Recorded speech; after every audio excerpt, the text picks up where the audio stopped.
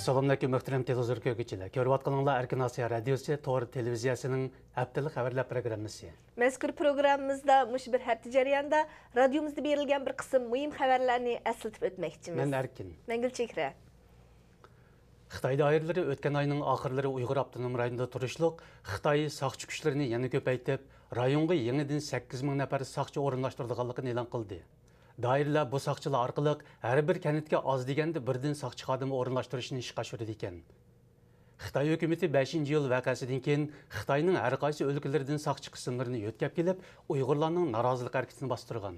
Shuningdan keyin ular yana saqçı qismlarini davomli ko'paytib, alohida saqçı atroflarini ta'sis qilgan edi. Biroq ba'zi analizchilar saqçı qismlarini ko'paytib, amonlik tadbirlarini kuchaytirish orqali rayondagi mavjud masalalarni hal qilib bo'lmaydiganligini ilgari surmoqda. 2 ayning 1-kuni Avstraliya Yangi Vels shtatining Kishilik huquq komitetida Uyg'ur kishilik huquq masalasi haqida guvohlik berish yig'ini ochildi. Yig'in Yangi Vels shtatining parlamentida o'tkazildi. Yig'inga mazkur komitetning raisi Lori Ferguson apandi va kengash palata a'zolaridan 4 kishi qatnashdi. Avstraliya Uyg'ur jamiyatining raisi Mamtimin Ala, Mehmet Chalabchi va Jurat Abdukerimlar yig'inda guvohlik berdi. Avstraliya Uyg'ur jamiyatining raisi Mamtimin Ala apandining bildirishicha, yig'in Uyg'urlarning navbatdagi kishilik huquq ahvoli to'g'risida eng yangi ma'lumotlarni egallash va shu orqali Avstraliya va Xitoy o'rtasida o'tkaziladigan kishilik huquq dialogiga tayyorlik qilish uchun ochilgan ekan. Pakistan Yuqori sud mahkamasi 30 yanvar kuni da'vogar Umar Uyg'ur vaqfi javobgar ishki ishlar ministrligini sudga chaqirgan. Sotqa javobgar taraf yetib kelmagan. Shundaq turuqliqmi sotchi ministerlikning yozma bayonlarini to'g'riga chiqarib, Umar Uyg'ur vaqfining arzini rad qilgan.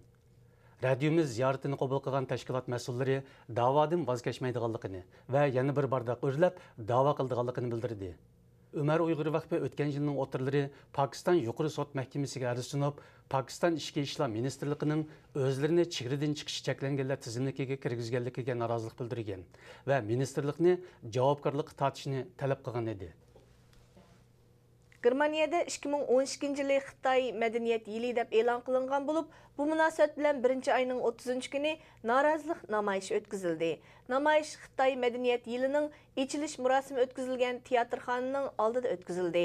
Namoyishga Dunyo Uyg'ur qurultiyi, Yevropa Sharq Turkiston birligi, Tibet tarkiti, xavf ostidagi millatlarni qutqizish tashkiloti qatorliq tashkilotlarning a'zolari qatnashdi.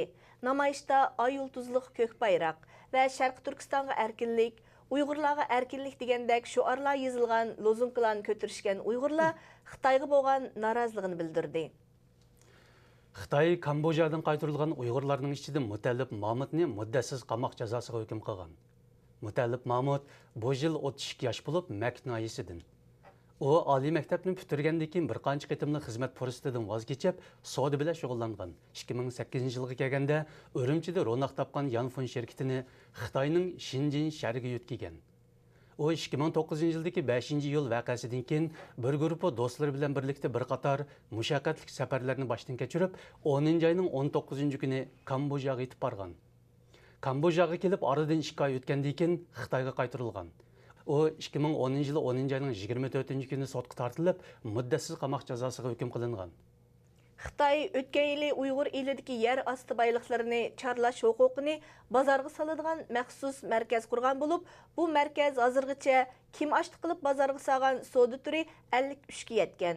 Mazkur savdo markazida Xitoy doiralari 16 yanvar tushdan keyin Ulug'chat noyisdagi Taldo miskani oldin tekshirish qatorliq 9 kanni charlash huquqini kim oshti qilib satgan.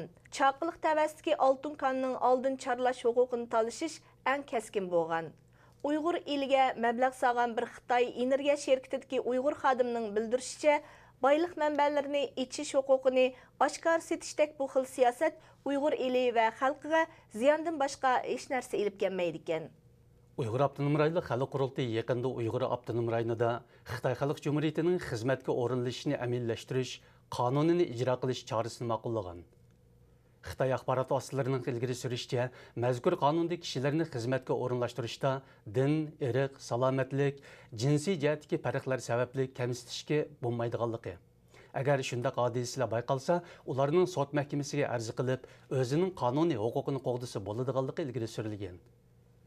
Analizchilarning ta'kidlashicha, Uyg'urlarning diniy, irqiy, etnik va boshqa sabablardan xizmatga o'rinlashishda kamsitishga uchraydiganligi umumyuzlik mavjud hodisa bo'lib, bu masala hal qilinmasa, rayonda yana milliy to'qinish kelib chiqish mumkinchiligi bor ekan. Gollandiyada yashayotgan Rizvangul Mahsumning ikkinchi kitobi Golland tili grammatikasi nashrdan chiqdi. 176 betlik bu kitobda grammatikaga aloqador jumla, fe'l, ega, to'ldirg'ichi qatorliq muhim nuqtalar tonishtirilgan. Kitobda yana qoidalik va qoidasiz fe'llarning turilinishi, jumlalarning tarjimasi, grammatikalik uqumlari aniq tushuntirilgandan boshqa har bir darslikka o'ziga munosabatli ko'nikma mashqlar berilgan. Rizvangul Mahsum ilgari Gollandcha, Uyg'urcha lug'at nomli kitobni nashr qildirgan edi. Muhtaram televizor ko'ruvchilar, yuqorida Erkin Osiyo radiosi Tor televiziyasining haftalik xabarlar programmasini ko'rdinglar. Kelar hafta ko'rishguncha omon bo'lgaysizlar. Xayr xo'sh. Xayr xo'sh.